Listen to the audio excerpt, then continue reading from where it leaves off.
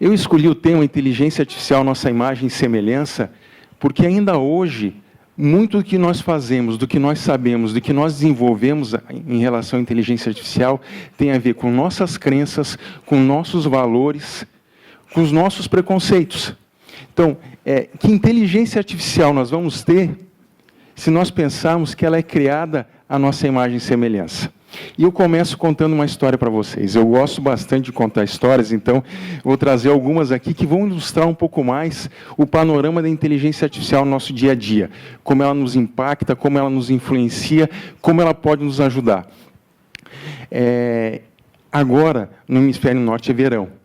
E o MIT, através do MIT Media Labs, desenvolveu um acampamento de verão para crianças entre 8 a 12 anos.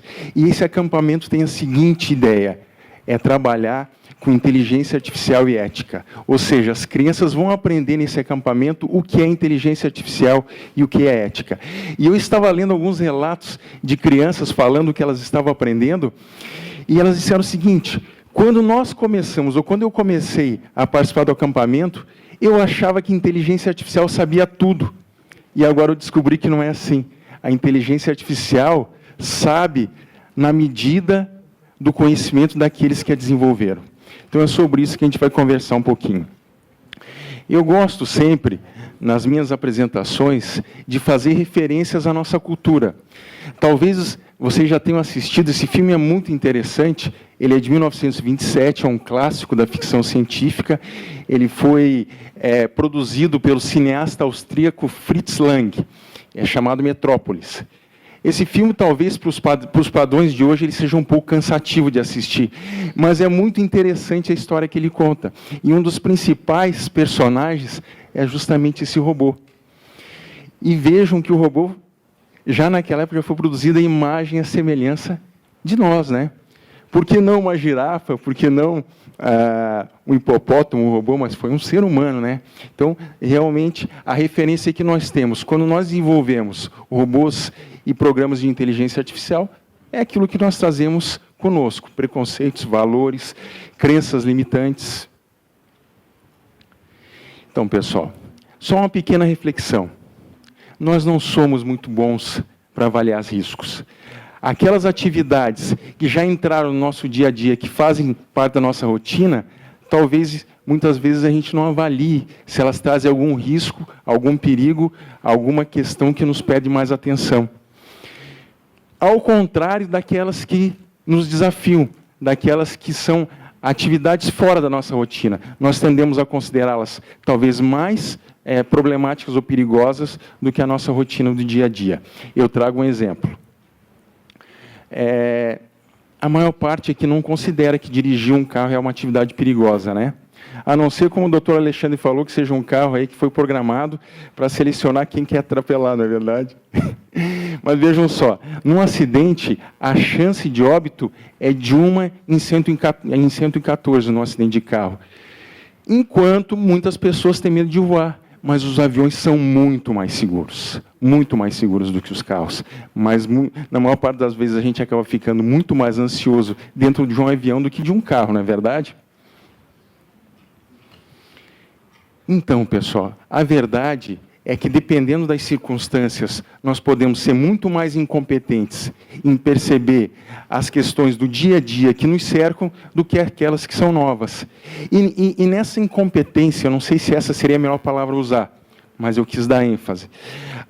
Talvez a gente não perceba que a gente já está cercado hoje pela tecnologia, a gente utiliza ela de forma comum. Ou seja, enviando fotos, dando likes, compartilhando textos, enviando, inclusive, fotos de como nós seremos daqui a 30 anos atrás, né? E o doutor Alexandre fez uma reflexão importante. O que acontece com esses dados, né? Onde eles são armazenados? O que é feito com esses dados? Uma vez que nós demonstramos nossas preferências, nossos interesses e os nossos valores. De que forma isso é trabalhado, explorado, e de que maneira os modelos e algoritmos de inteligência artificial se apropriam disso para desenvolver as inúmeras tarefas às quais eles se destinam. A gente vai ver mais à frente de que essas questões precisam, sim, ser pensadas. Quem é da minha geração deve lembrar do filme Exterminador do Futuro, de 1984, com Arnold Schwarzenegger, em que a humanidade acabava se deparando com um cenário apocalíptico, em que os robôs acabavam praticamente quase extinguindo toda a raça humana, né? Essa era a visão que nós tínhamos em 84. Mas hoje, a gente não percebe, né? Mas a inteligência artificial já faz parte do nosso dia a dia, em todas as circunstâncias que a gente possa imaginar. Na saúde, na educação, no transporte público. Hoje se fala muito, por exemplo, em smart cities, em cidades digitais, que empregam, e o doutor Marcelo vai falar a respeito disso, da internet das coisas, não é verdade? Que já empregam a inteligência artificial e outros recursos. Então, nós já estamos cercados por essa tecnologia. E que bom que seja assim, né? Desde que sejam com as aplicações pelos motivos certos. Opa! Então, eu começo trazendo aqui algumas histórias, só para mostrar o que pode acontecer quando a inteligência artificial talvez não seja desenvolvida da melhor maneira. Não sei se todos conhecem esse caso, mas ele ficou muito famoso em 2017. Esse senhor aqui, uma pena que a imagem aqui ficou um pouco escura, mas isso aqui é uma foto do momento em que o médico e músico David Dahl, ele havia sido espancado e estava sendo arrastado de dentro de um voo da United Airlines. O que aconteceu aí? Nesse dia houve um overbook e a companhia pediu que 4 passageiros se voluntariassem para sair. Ninguém quis sair, então os algoritmos, os protocolos de embarque, que utilizam recursos de inteligência artificial, determinaram quem deveriam sair. Dos 4 passageiros, 3 concordaram. O 4º passageiro, o Dr. David Dahl, ele se recusou a sair, mas se recusou de uma forma pacífica, porque ele tinha que estar no local do destino. Ele foi espancado e arrastado de dentro do avião, e, inclusive, o CEO da United, de época, alegou que ele tinha tido uma atitude de desobediência e beligerância, e por isso eles tinham tomado aquelas medidas. Isso não aconteceu. Os passageiros depois testemunharam e comprovaram que o Dr. David Dahl havia sido muito educado, explicando por que ele não poderia sair. A pergunta que fica é, além dos abusos que ele sofreu, qual foi o critério que o algoritmo de inteligência artificial usou para escolher esse passageiro? Porque ele era um vietnamita? Porque ele já era uma pessoa de idade? E mais? E as pessoas que cederam a autoridade de tomar essa decisão para a inteligência artificial tinham consciência disso? E quem desenvolveu o programa? Tinham avaliado suficientemente os cenários nos quais aquele protocolo deveria tomar a decisão? Outra questão. O doutor Alexandre mencionou o software Compass na palestra dele, falando a respeito da utilização da inteligência artificial pela justiça norte-americana. Aqui eu trago um exemplo de duas pessoas que foram presas por um furto simples. E o Compass, no momento que fez a avaliação dos 2 perfis, decidiu que o perfil dessa mulher afro-americana, ela era muito mais perigosa, ou seja, ela tinha muito mais chance de voltar a recidir do que a ter residência na prática de delitos, do que o homem. Analisando a ficha corrida dos 2, nós vemos que o Vernon Prater, ele já havia sido condenado por agressões, por assalto à mão armada, por tráfico de drogas, enquanto que a Brisha, ela tinha tido esse único furto, tinha furtado uma bicicleta e uma scooter com a amiga dela. Então vejam aqui novamente a questão das decisões que os algoritmos de inteligência artificial tomam. Por que ela foi classificada como alto risco, enquanto ele como baixo risco, né? E aqui eu falo da lei do professor Conway, que diz o seguinte: os sistemas tendem a refletir as pessoas e os valores que os projetaram. Ou seja, a inteligência artificial hoje, é resultado das escolhas e dos preconceitos que as pessoas que a desenvolvem. Falando um pouquinho sobre isso agora. Vamos pensar, pessoal, da seguinte maneira: para que as empresas possam desenvolver de forma bem-sucedida os seus sistemas de inteligência artificial, eles precisam de um oceano de dados. Então, vocês imaginem assim, imaginem que nós estamos morrendo de sede no meio do oceano. Alguém vai conseguir beber água salgada? Dificilmente, acho que até num ato de desespero sim, mas água salgada não é própria para isso. Ela precisa ser dessalinizada, tratada e processada para que aí sim a gente possa tomar. Da mesma maneira, isso acontece com as empresas hoje que trabalham com inteligência artificial. Os dados que elas vão utilizar para treinar e desenvolver os algoritmos de inteligência artificial precisam passar por uma dessalinização. E olha, hoje são poucas empresas que fazem isso. Então, o grande desafio hoje, quando se fala em inteligência artificial, é garantir que os dados serão coletados e rotulados corretamente, para que daí sim as máquinas possam começar a treinar e aprender com eles. Trago exemplos disso.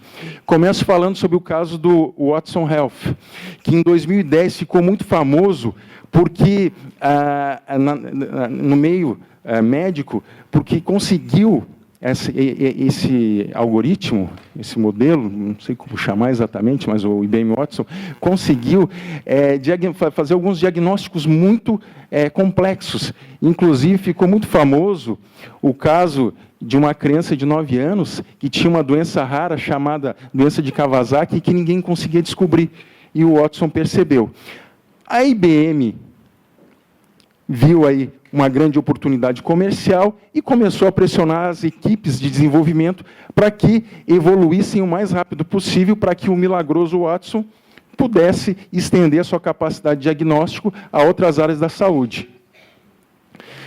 E, nessa pressão, pessoal, pela comercialização da plataforma, metas irrealistas foram estabelecidas. Vejam vocês, a IBM avaliou que o Watson cresceria de 244 milhões de dólares de 2015 para 5 bilhões até 2020, quase 2.000% de crescimento. Essa era a expectativa que a IBM tinha. Porém, eles tinham um problema, eles não tinham dados para isso. O que a equipe de desenvolvimento fez? Começou a trabalhar com dados sintéticos. Dados que tratam de situações hipotéticas e que muitas vezes não são condizentes com a realidade e que talvez não sejam aplicáveis ou não tenham sido preparados de forma suficiente para a finalidade que se destinam. Por que isso aconteceu? Outras empresas que atuavam no segmento de saúde perceberam a IBM como uma concorrente e bloquearam os dados dos prontuários dos pacientes. A IBM precisou comprar os tais dados sintéticos. E, a partir disso, aí surgiram problemas. A IBM teve que repensar o seu papel e buscar tratar essa questão de outra maneira, porque, como os dados não tinham a acurácia ou o grau de confiabilidade necessários, alguns diagnósticos começaram a não levar em consideração todo o quadro do paciente, e problemas aconteceram. Então, esse foi um caso em que, por conta, talvez, da pressa em buscar o mercado, uma empresa de tecnologia tenha queimado a largada, ou seja, uma boa ideia que não foi bem executada e que poderia, sim, beneficiar muita gente. Hoje a gente vê a Google, com o DeepMind, tem feito um trabalho muito interessante nesse sentido. Me parece que eles têm tido mais cautela em relação à questão dos dados. E quando a gente fala em dados, né, eu aposto que muitos de vocês já viram esse filme, The Great Hack. Quem não viu, eu recomendo, eu não vou falar a respeito, porque senão eu acabo dando um spoiler aqui, né? Mas ele fala justamente sobre aquele processo que foi movido contra o Facebook e a Cambridge Analytica em relação a uma possível fraude que aconteceu nas eleições dos Estados Unidos, que acabaram elegendo o presidente Trump, onde dados de 87 milhões de eleitores teriam sido utilizados sem a permissão. Eu trago essa informação aqui só para demonstrar como os dados são importantes, como eles são o verdadeiro petróleo que nós temos hoje a explorar. E, acima de tudo, a gente precisa ter confiança e ter certeza de que eles estão em condições e podem ser legalmente utilizados. Trago agora mais alguns exemplos, aqui já estou finalizando minha falação, mas trago mais alguns exemplos como os algoritmos de inteligência artificial muitas vezes podem se perder em questões pequenas. Esse caso aqui é um jogo de Tetris, talvez muitos de vocês já tenham brincado com Tetris, e esse algoritmo ele havia sido treinado para evoluir e aprender a ganhar jogando Tetris. Em um dado momento, esse algoritmo aí descobriu que se ele pausasse o jogo indefinidamente, ele não perdia o jogo, ele não perdia mais. Então foi essa a decisão que o algoritmo tomou. Eu não vou jogar mais, eu pauso o jogo, eu não perco. Vamos pensar numa situação da nossa vida, se algum algoritmo, no momento que vai tomar uma decisão, resolve pausar alguma questão que é essencial por achar que aquela é a melhor decisão ser tomada, né? E aqui, isso aqui a gente chama de recompensa de hacking, ou seja, os algoritmos começam a trapacear para conseguir vencer um determinado desafio que foi passado a ele. Aqui também, pessoal, trago esse caso que aconteceu na Amazon. Se trata de um livro sobre moscas, que chegou a ser vendido a 24 milhões de dólares. O que aconteceu aí? A edição desse livro se esgotou, e na Amazon tinham 15 livros usados e 2 novos. Aqueles livros novos, cada um era de um vendedor específico. E a Amazon ela tem um algoritmo que trabalha o preço dos livros, ou seja, eu como vendedor posso pedir, olha Amazon, eu quero que minha margem de lucro periférica seja um pouquinho maior do que a dos meus concorrentes. Pouca coisa, eu quero vender um pouco mais. Então, o algoritmo verifica o valor da venda dos outros produtos e deixa o meu preço um pouquinho maior. Talvez seja imperceptível para nós, consumidores, mas se a gente pensar que as vendas podem girar aí na casa das centenas ou de milhares de unidades, isso pode ser representativo no final do mês. O que aconteceu aqui?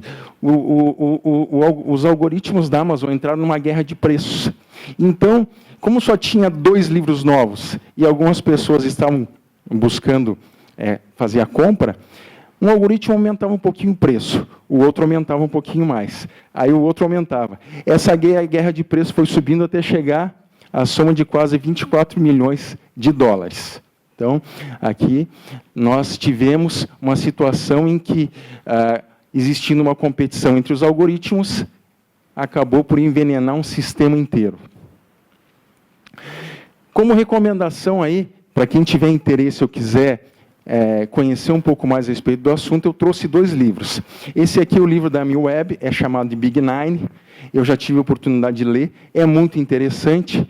Ela é mais pessimista, talvez ela pinte um cenário um pouco mais negro assim, a respeito do futuro da humanidade da inteligência artificial, mas vale a pena ler. Acho que ela faz alguns questionamentos bem críticos, principalmente no sentido que nós estamos fazendo agora, ou seja, quais são os valores, os princípios, os preconceitos que nós estamos empregando no momento que nós desenvolvemos